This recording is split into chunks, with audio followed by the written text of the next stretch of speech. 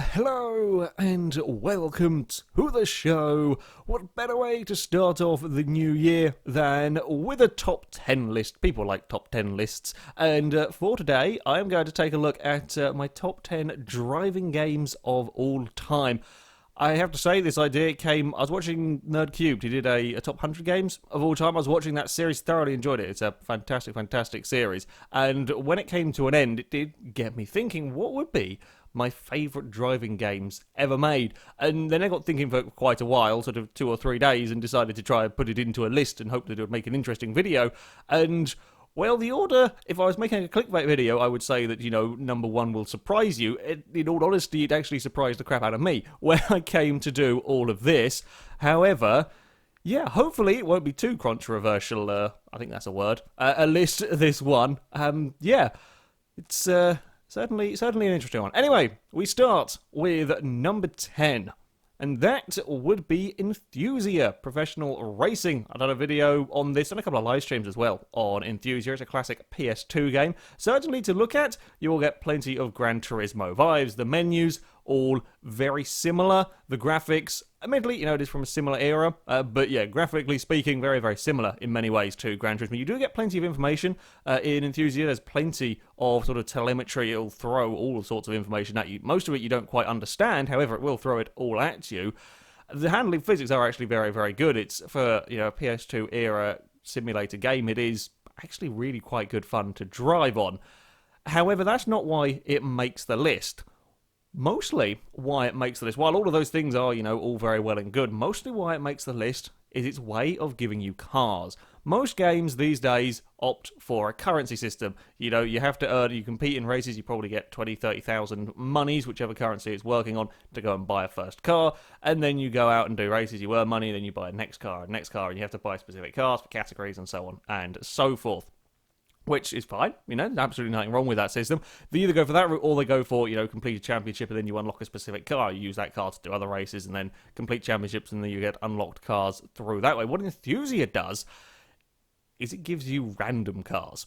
When you finish a race, there is a random chance of you winning one of the vehicles that you raced against. Now, that could be absolutely anything, depending on what races you are running in. You can, even if you come last in the race, you can be given the fastest vehicle. You can be given crazily quick cars, which means your playthrough is going to be completely different to everybody else's because you're going to win cars in an utterly random order. When I was playing through it, I run the Toyota Vertex car and I used that for quite a while. In fact, I had a live stream session that my save file never saved, where I spent an awful long time messing around with a Ford Thunder Pigeon and I couldn't win any cars. The next time I came back and everything was completely different. I was winning cars left, right and centre. We ended up with some crazier baths. We finally got the mighty Citroen Saxo. And because of that, you work your way through the game in completely unique order to you. And I really, really like that. And it balances it out perfectly. You might think if you go into the first race and suddenly win, a high-up Subaru Impreza or, Nissan R34 or something, Skyline R34, something like that, and then all the races are suddenly really, really easy, it'd be a little bit boring. But the way you earn points and the way you progress through the career mode is based on the odds probability of you winning a race. So if you take a really, really crappy car, I remember racing a Citroen C3 for quite a while, and you're taking that Citroen and you're beating cars that you shouldn't be. Maybe you're coming third in a race, maybe you're coming second even in a race, and you're beating cars that the game doesn't, beating cars that are a lot quicker than you. You're earning a huge amount more points. You're progressing a lot more through the game than if you're taking the fastest car and then winning the race by a mile. It's a really, really well-balanced system. It's a really interesting way of doing a career mode. Nothing really else out there like it. And it means that your experience through the game is completely unique to you. And I absolutely love that. And of course, you add that on top of what is already a pretty damn solid foundation for a simulator racing game. Also throw in some incredibly obscure cars. Renault Aventine, for example, is in Enthusia.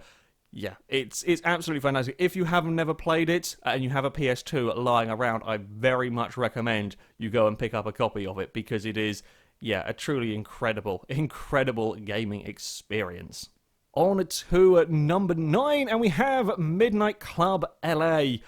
Some of you might say Midnight Club 3. It was actually quite a tough call between the pair of them, but the Midnight Club series is, well, sadly no longer with us. I'm doubting Rockstar are going to be making another one anytime soon, which is a shame, because all of the Midnight Club games are incredible, incredible fun. Midnight Club LA I picked above the rest of them.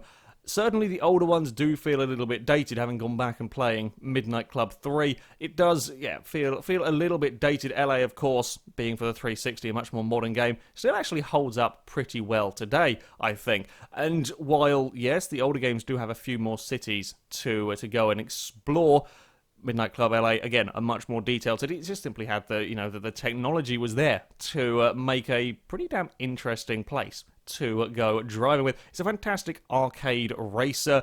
You can mess about with the cars. There's a huge amount of customization option, in fact, in LA. Often, with me, terrible customization on the cars.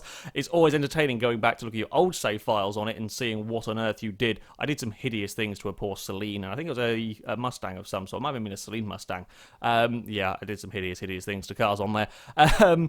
However, there is a huge amount of customization options. The city is a fantastic place to go exploring. They did, I don't know if the servers actually still work for it or not at the time I'm recording this, but they did have like a sharing system whereby you could, you built your car up and then you could share it to like an online garage essentially, and you could scroll through and look at different cars, and there were various competitions for like most liked car and all of that kind of thing, which was an interesting way of doing things. Again, modern games don't really do that. I guess you kind of got Forza with the paint sharing, but it's the actual sort of the whole car, and I thought that was a really neat little system.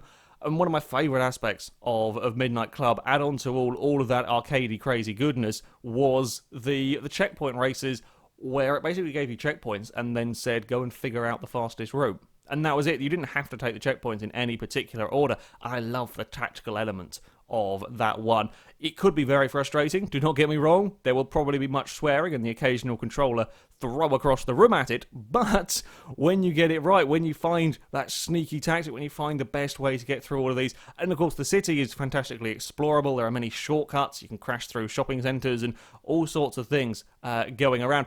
And then when you complete the game, it says, okay, yeah, you've worked hard to get all of this. Now you can go into the garage and you can customize cars however you want. It basically gives you everything to toy around with. It kind of takes away the need for money. And for me, at least, with a game like that, that's fantastic. Because then once you've done all the hard work in completing the game, then it can just be it's a playground. You can just go and have fun with everything.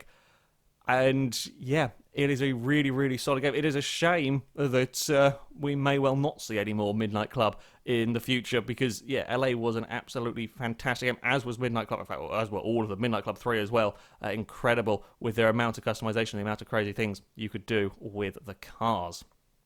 At number 8, well, we were always going to have a Colin Mcrae rally game in here somewhere. This was one of the very, very tough ones to pick from, because there have been many fantastic Colin Mcrae rally games, and then we get onto the Dirt series that are absolutely fantastic, and then we now have Dirt Rally as well. Out of all of them, I picked the original Dirt, the Colin Mcrae Dirt game. As I said, this was a tough choice. I picked Dirt for a couple of reasons. First of all, the variety of vehicles. Now, while it isn't as rally-focused as the earlier Colin Mcrae rally games, or as Dirt Rally is now, there is a huge variety of cars to go racing on. From, rally cars, buggies. There are Dakar trucks. And they're very, very rare. You see Dakar trucks, proper Dakar trucks in racing games, and then you can go and take them and go racing. I love having that as an option, that you can go and mess around with all of these different classes of vehicles all in the same game. And the handling is fantastic. The other reason why I put it up here is that this is one of the first games that I played that were really... You really got a sense of how vicious and how rough the surfaces were that you were racing on. You really got a sense of just how bumpy and what extreme terrain you were asking these cars to tackle. It did that so brilliantly well that, you really felt absolutely every bump in them. And, not many rally games have got that as spot on. Again, of course, the Dirt game would have had a lot more technology to play around with than the earlier Colin Mcrae rallies and so on. But, with its combination of absolutely fantastic off-roading and an incredible vehicle selection list, that is why I would put it up there at the top of that pile. on to number 7 next, and it is Gran Turismo 4. Now, I will be honest, I've always been an Xbox person. I had an original Xbox long before I ever got a PS2.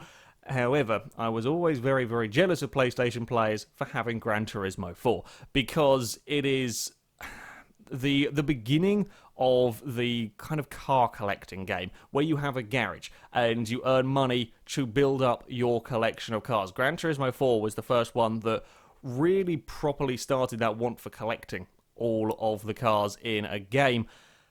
And it had such an interesting variety of cars. The one in particular that I remember, there was a Nike concept car that was a weird thing. I just remember it being in there. I remember that was one of my most vivid memories of Gran Turismo 4 was unlocking this Nike car and wondering what the bloody hell the thing was. I believe, was it a Ford Model T? Certainly classic Fords were in there. There's among, all of your normal favourite road cars of the day and then your favourite race cars of the day. There were these just weird and wonderful cars that you would get to go driving with.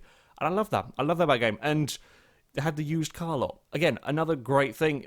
Rather than giving you a choice of a few vehicles to begin with, you have to go into the used car lot and find what you could get. You could try and buy a new car, but you didn't really have a huge amount of options. But I love the used car lot as a thing, or the used car, whatever they call it, a used car page and so on. It's kind of a shame that by Gran Turismo 6 they'd got rid of it, because it was always exciting to go in there and see what the game had loaded up for you to possibly go and buy.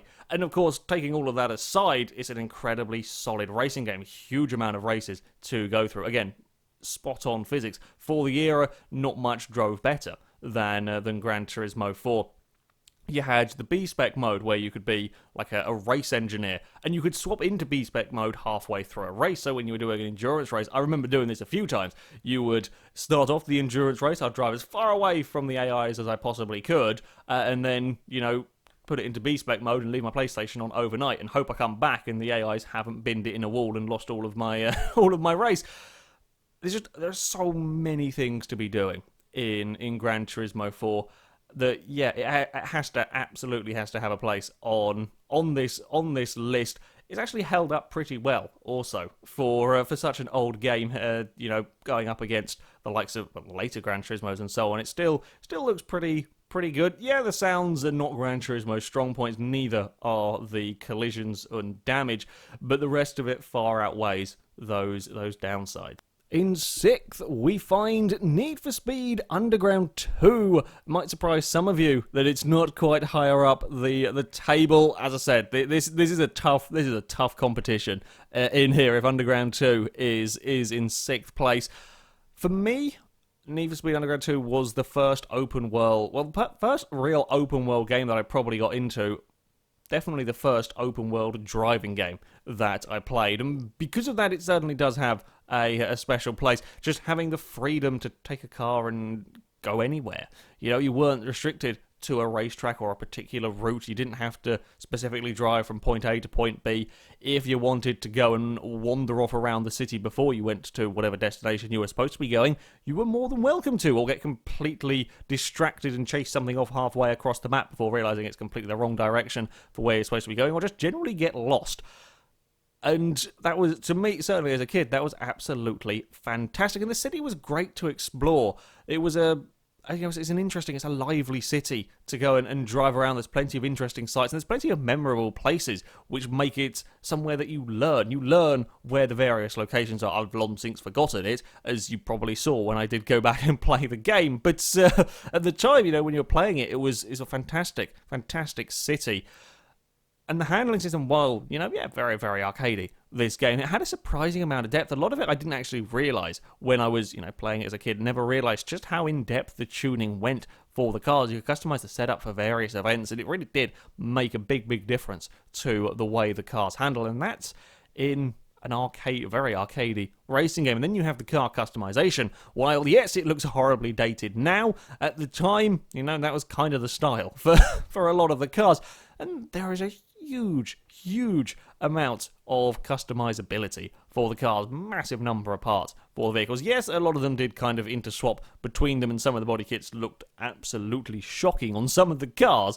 However, there was still the options. There were still the huge options for the vehicles, and then add on to that the likes of the hydraulics to mess around with. I love having hydraulics to mess around with in games. They are fantastic fun to put on silly vehicles, especially when your silly vehicle happens to be the likes of a Cadillac Escalade or a Hummer, and then you go racing with the bouncy Hummer. It just kind of gave you a playground. Gave you a playground to mess about in with these custom cars that you could customize to be, well, just about how you wanted them to look. It was, absolutely fantastic. I think, while I don't think it was the first open world race, I'm pretty sure it's not the first open world racing game. I think it certainly revolutionized a little bit the open world racing games. It made people realize how you could make a racing game work in an open world. Yeah, absolutely fantastic game. In fifth place, we find Burnout 3 for mainly one reason: crash junctions. They are the best kind of racing minigame, if you like. It is essentially set up with a road. You have a crazy fast car. You've got to create as much chaos as possible. It's a puzzle game revolving around crashing. I don't know what more you could possibly want from a game, and it is an incredible amount of fun, and there's a huge number of them. A little while ago, I did a series on going through all of the crash junctions on Burnout 3. Silly amounts of fun. Actually quite challenging at times to try and get the higher scores. It's a great party mode game as well. In fact, probably one of the best party games you can have on a racing game, full stop. You don't have to 4 people play. You take it in turns to try and score the most points on randomly selected crash junctions. It is just incredible, silly fun. And that's just a small part of the game. The main racing is, classic Burnout. Classic crazy high-speed racing through the city, dodging in and out of traffic at 200 miles an hour, crashing into each other, trying to bully the AI cars into trucks, end up getting hit yourself by the AI car and then smacking it into a wall in spectacular fashion, and the cars tumbling and ripping themselves apart. Impressive damage model going on for a relatively old game. So yeah, you have a great Burnout racing game. You've got road rage and all that sort of stuff, and then you add on top of it just the best game mode. Yeah, Burnout 3 is a fantastic game. Again, all of these games here are going to be many hours will be lost if you haven't played Burnout 3 before when you play it for the first time. I vaguely remember the crash junctions. I think on the older Burnout games there were crash junctions. On Burnout 3 they really refined them into being just sort of the best puzzly crashing game mode that they very much could be. It's a shame that we don't really see that anymore. In fourth place, we have Forza Horizon 3, the most modern game on this list. Of course, the Forza series was going to end up here at some point. It was trying to pick which one. This is perhaps the most controversial of the list, I would say, as Forza Motorsport 4 is an absolutely brilliant driving game. However, I personally would rate Forza 6 higher than Forza 4. While 4 does some things better, it has perhaps a slightly better variety of cars in some ways. I miss having the city cars. I miss having the Igos and the C1s and that sort of vehicle, and some of the slightly sillier cars, and the likes of the auction house. Forza 6, has got full-on weather effects. We've got a really great, interesting range. While it doesn't have the smaller city cars, we have, open-wheeled cars now. We have a racing truck is in there. There's all sorts. There is something for absolutely everybody in Forza 6. However, I would rate Horizon 3 above the pair of them. And my reasoning behind this was, if I had 20 minutes to kill and I was going to play a Forza game, which one would I go to? And the answer would be Horizon 3. First of all, the setting. Australia is a fantastic place for them to set the game, and while the map isn't the largest we're going to ever see in an open world game, it is fantastically varied. Whether you've got, the beaches off around Byron Bay, you've got the little shipyard, or the ship graveyard, whatever it's called, can't remember the proper name for it, all the way up towards the rainforest. You've got Surfers Paradise, a proper city to go exploring. It's a fantastically varied map. There's always something around to be doing as well. With you've got the speed cameras, you've got the drift zones, whatever it is that you want to be doing on the game, there is stuff for you to do. And when it comes to the actual career mode, you choose what you want to race. It's all about you choosing the vehicles you want to go have fun with. You want to spend all of your time driving, 2 or 3 different vehicles, go for it. You can set up every single race to be run with the same car if you want to. Or, if like me, you want to go and race V8 supercars off-road, you can also set the game to do that, and the AIs will try their best to compete with you. And I love the freedom it gives you to prat around. Much like I talked with Underground 2, being sort of the first game where you probably got freedom, or for me, the first game you got freedom to drive around in a car. Horizon 3 is just expanding on that. You got freedom to create your own events. You got the bucket list where you can actually create your own sort of point-to-point events and set targets for people to try and beat and so on. The only thing it's really missing is a proper course creator, which I would very much hope to see in the next iteration of Horizon. And onto that, fantastic Blizzard Mountain. Yes, I know it's a DLC. Not everybody would agree with that sort of stuff. That's another long video talking about that. But yeah, it's a great varied world that is good fun just to go for a drive in. And that is why I would put Horizon 3 above any of the other Forza games. It also looks absolutely incredible. It's a fantastic looking game. So it is on to the top 3, and in third place we have Burnout Paradise. This might come as a surprise to some of you, seeing it in third. Burnout Paradise is one of 2 games that, up until I came to do this list, I would have said were perfect games, and they are. However, there is a third one as well in this, and Paradise will have to settle for third place, mainly because it lost crash mode. If Burnout Paradise had a couple of hundred crash junctions like Burnout 3, it would be at number 1. However, it doesn't. The game that is there is incredible. I recently did a video on Burnout Paradise, went back and had a play around with it. Yeah, it is a huge amount of fun. They've refined the racing, refined the road rages. There's now stunt runs that are scarily addictive. Certainly for me, I don't know about the rest of you, but the stunt runs are scarily addictive, trying to get higher and higher scores. The toy cars are excellent. All the various special vehicles you can unlock that messed around with what a car was good at. I talked about the Carbon Uber Shell in today's Q&A video. And there's various other ones as well that do all sorts of all manner of silly stuff. You want to go race a Formula 1 car through the streets, you want to go try and roll a Formula 1 car off the top of a building, go for it. Burnout Paradise is, again, it's another fantastic playground for going and generally messing around with cars. And then we have the online aspect of the game, which is perhaps the best multiplayer of a racing game. Certainly, in some weird ways, I would say the closest a racing game has got to being kind of an MMO. I know that's a little bit of a weird thing to say, but the way that Paradise, the online, worked is there were 500 challenges. I think they actually added to it as they went on. There were 500 challenges that you could do in kind of online free roam.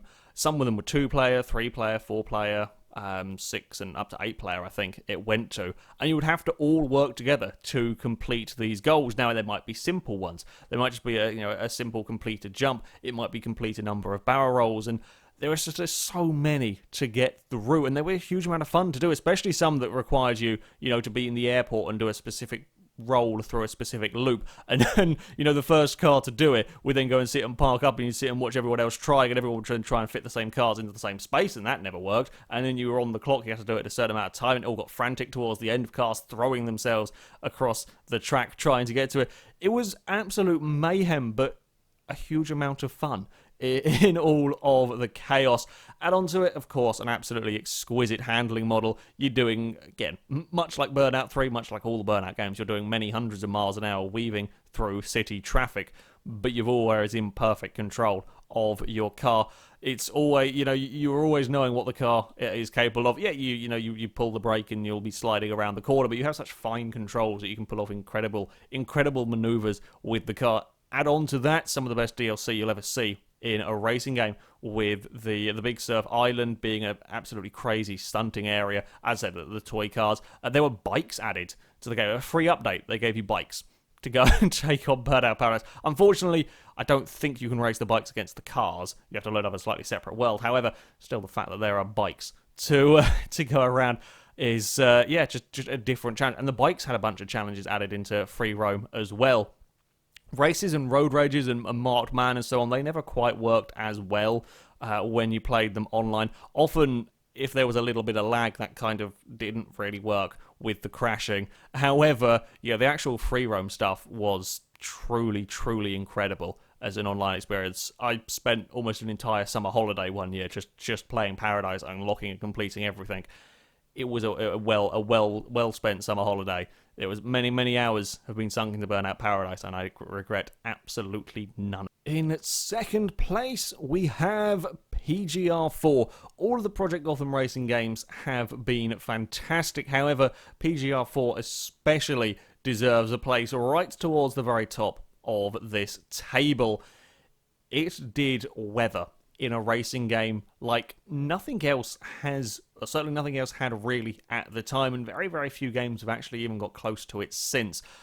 It did proper snow. It did proper sort of snow and dealing with ice patches around the track. It had rain and again, deep puddles around the track for the cars to deal with long before Forza had weather. While no, it wasn't a dynamic weather system. The challenge of taking these cars around the tracks that and suddenly having to worry about dealing with ice patches, dealing with puddles, etc., was absolutely fantastic. The list of tracks is huge. There's a whole bunch of locations. When I initially played PGR4, I didn't realise that the Mcrae that's in the game is actually the Mcrae circuit, which they race around in touring cars, in GT cars. I think the Superbikes or MotoGP, some bikes anyway, go off around there as well. It's actually based on the real city. I think all of the cities are actually based on their real city. You've got St. Petersburg, you've got London, you've got Tokyo, where it's got Quebec. I love Quebec. Quebec was great fun to go racing around in the snow. You then also had the Nürburgring. That was in there. And you could set the Nürburgring in the snow. How many games let you go racing in the snow around Nürburgring? Not very many. I do seem to remember there being a challenge in the career mode where you had to take some classic race car. I can't remember what it is. I think it was an old Jaguar. I might be wrong, though. Around the Nürburgring in the snow trying to beat a time trial and so on.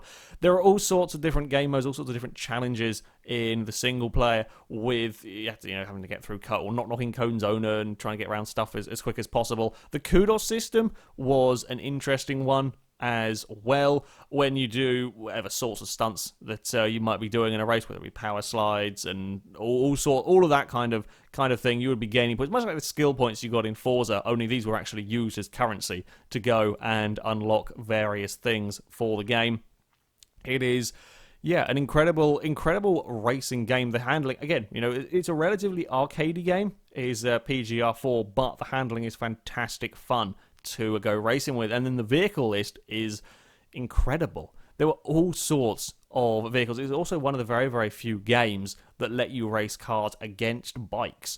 Midnight Club is, I think, the only other one that I've really raced cars against bikes. There's all sorts of random bikes as well. There are some classic bikes thrown in for good measure. They've got the light car company Rocket. There's a very peculiar sort of open-wheeled car with very little in the way of power but weighs nothing, so it's great fun to go racing. It was the first game I'd ever seen the Caparo T1 in, and up until Forza had it, the only game I think the Caparo was in. It has the Callaway Sledgehammer in it. There's a crazy modified Corvette.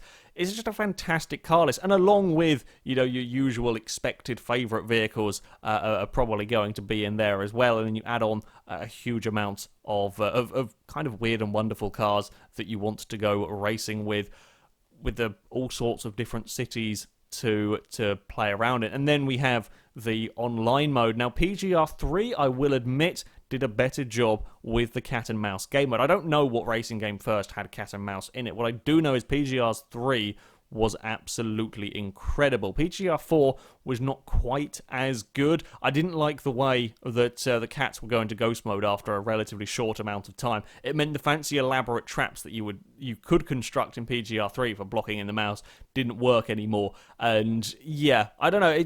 I know why they did it, so that people didn't get too frustrated with their mouse being completely blocked in. But that's kind of half the fun in PGR3. You'd block someone in, they'd have to have their teammates come and rescue them, and then your team can go and do it to the other one. And yeah, it was Cat and Mouse was a little bit better in PGR3. However, PGR4, they had the Bulldog game mode, which is essentially a game of tag around an open city. All of the cities, while the game constructed racetracks, they could all be explored in sort of a free roaming area. They were pretty sizable areas also to go taking the vehicles around. Also had some incredibly interesting achievements to try and get. There was one of them, I seem to remember spending a long time, I can't actually remember if I ever ended up getting it, to have everyone in the race have their vehicles off the ground at the same time. I think it might have to have been done in motorbikes. And yeah, there's sort of things like that that were good creative fun. And you had such a great weather system added on top of that. I seem to remember having horrendous fog as well as an option. Horrendous fog and playing Bulldog was quite terrifying, with random cars suddenly popping out of the out of the fog. Yeah, and an incredible game. Another one that I've spent many hours playing through. I could spend many more hours playing through. And it's another one I would love to see a sequel. I would love to see a PGR5. I don't think it's ever going to happen, but certainly if they could improve upon PGR4, that would be a hell of a feat. But yeah, it is. If you haven't played any of the Project Gotham racing games, I feel sorry for you, because they are truly incredible, and you really cannot go wrong with PGR4. So, what could possibly top this list of games? There's been a huge amount of quality here. So what can go at number 1? The answer? Toca Race Driver. Yeah, this one kind of surprised me a little bit in many ways when I was working through this and trying to put everything into order. And there is one reason why Race Driver is at the top of this list. And that is because it has the best career mode of any racing game, full stop. Nothing has got near it in terms of having a single player that actually feels like a racing career. While Race Driver 2 and 3 have a bigger variety of motorsport. In fact, Toca Race Driver 3 has a crazy number of different motorsports for you to tackle. The career mode isn't structured as well as the first one. Also, they lose the British touring cars. I don't think that they don't lose the V8 supercars quite, but yeah, they lose the British touring cars, which certainly to me is a little bit of a shame in the later games. But even if they did have them, the first game has just the best structure of progressing through a career mode. As I said, nothing else has got close to. When you start up the game, you do a little test session for one of the lower touring car teams. And, you complete that test session, provided you've gone quick enough, you'll sign for that team. And then you do a season that's maybe 3 or 4 races in that with one of the relatively lower tier cars. You're probably going to struggle. You're not going to be winning races. You're not going to be winning against the Vauxhalls and so on. You're going to perhaps be a little bit in the midfield. And then when you come to the end of that section of races, you'll go back to your little race hub, and then you'll sign another contract and go race in a different motorsport. Maybe you'll progress. Maybe you'll stay on with the touring car team, try and do better next time with your not quite so fast machinery. Or you'll go off and race V8 supercars. You'll go and race Alpha GTV 6s in their own little one-make championship. You'll go race DTM cars. You'll try and progress your way up towards the faster tiers of motorsport. It feels like a proper career. And yeah, there is nothing else out there that does it as well as Toca Race Driver did.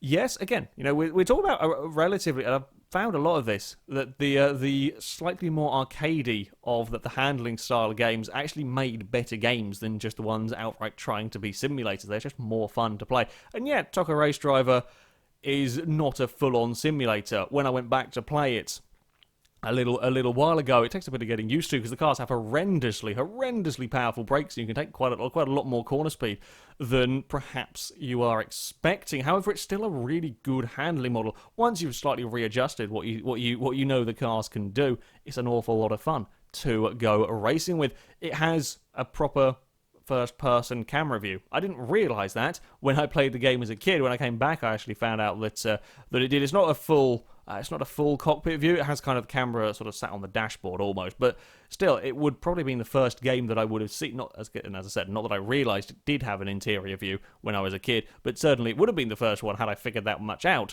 that that it had an interior view.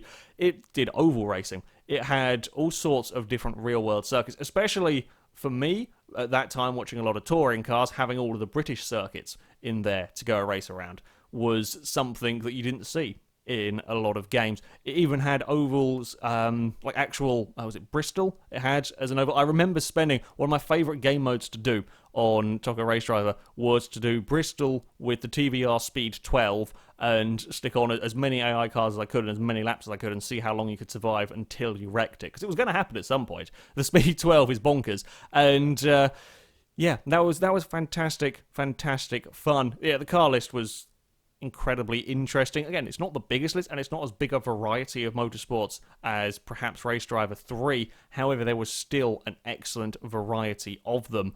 As I said, you got your touring cars. There's plenty of sort of one-make championships with vehicles, and when you have everyone driving the same cars, you tend to get quite a lot of excitement. And then you even had a TVR Speed 12, which you put a TVR Speed 12 in a game, and I'm going to immediately be very, very happy with it. That'll probably actually be the first time I ever saw the Speed 12, come to think of it. Probably has a lot to do with why I like the car so much, was messing about with it on Toca Race Driver. Yeah, when I set out doing this list, I was expecting to have PGR4 and Burnout Paradise right at the very top. I was expecting to have to be trying to pick between the pair of them. But when I looked at all of the the different aspects of all of the different games, the career mode being as good as it is in Toca Race Driver, I think it deserves to be at number one. I would love to see more games actually try to have a racing career. The first grid game was one of the games that kind of almost-ish made it onto this list as well. The first grid game also did a pretty damn good job of a racing career, but even that wasn't as good as Toca Race Driver for making you feel as a racing driver. So yeah, there we go. The top driving game of all time. Perhaps a little bit of a surprise, but definitely a very, very worthy champion. Again, if it's a game that you haven't played before, I believe it might be called V8 Supercar Driver in Australia and DTM Race Driver in Europe. I'm not quite sure. They do have different names depending on what country you're in for the first one. Either way, I recommend you go out and find a copy, whatever it's called, in your country. And have a play, because you will then very quickly realise why it is worthy at the top. Yeah, it is a little bit of an older game. Certainly, it's not as pretty as Horizon 3. Has held up relatively well though to modern standards. So yeah, there we go.